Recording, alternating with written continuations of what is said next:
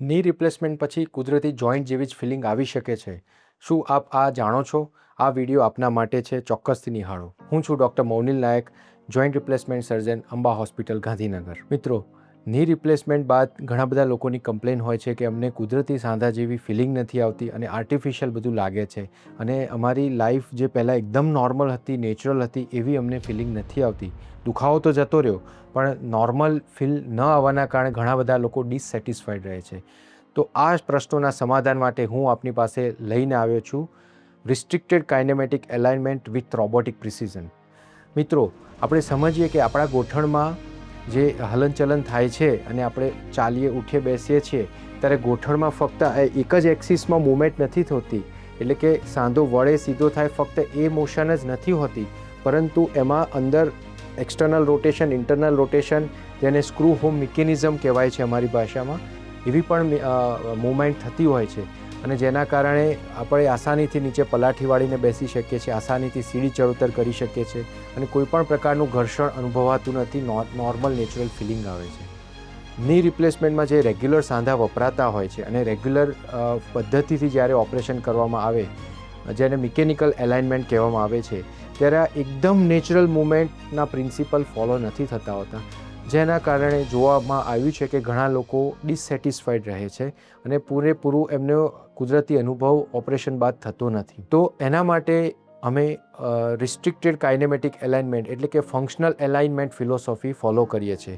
શું મિત્રો, આપ જાણો છો કે આપણા ગોઠણની સંરચનામાં જે ની રિપ્લેસમેન્ટમાં હાડકામાં જે કટિંગ કરવામાં આવતું હોય છે અને જે બોની કટ્સ લેવામાં આવતા હોય છે, એ નોર્મલ નેચરલ નીમાં પરપેન્ડિક્યુલર ટુ બોન એક્ઝેક્ટ નથી હોતા, પરંતુ 2 થી 3 ડિગ્રી જેટલો એમાં વળાંક હોય છે, જેને વારસ એલાઇનમેન્ટ કહેવામાં આવતું હોય છે. આ ફિલોસોફી ઘણીવાર ફોલો ન થવાના કારણે અને 100% મિકેનિકલ એલાઇનમેન્ટ ફોલો કરવાના કારણે ઘણા લોકોમાં તકલીફ થતી હોય છે.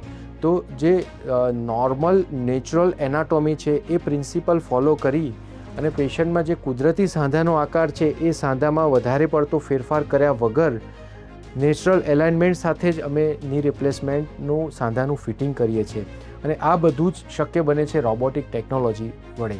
જે કાઇનેમેટિક એલાઇનમેન્ટના સાધનો રેગ્યુલર પદ્ધતિથી જે ની રિપ્લેસમેન્ટ કરવામાં આવે છે એમાં ઉપલબ્ધ નથી હોતા અને જોઈએ એટલી માત્રામાં આપણે જે નેચરલ બોનનો શેપ હોય છે એવા એક્ઝેક્ટ કટ બોનના નથી લઈ શકાતા ની રિપ્લેસમેન્ટ દરમિયાન.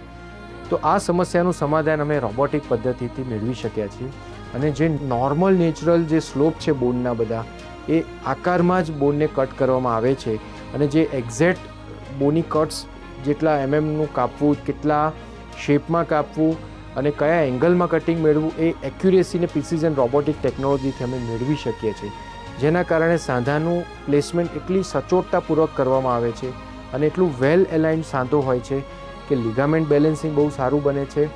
નોર્મલ નેચરલની હોવાના કારણે એલાઇનમેન્ટ એનું કાઇનેમેટિક પદ્ધતિ વડે હોવાના કારણે નેચરલ ફિલિંગ આવે છે.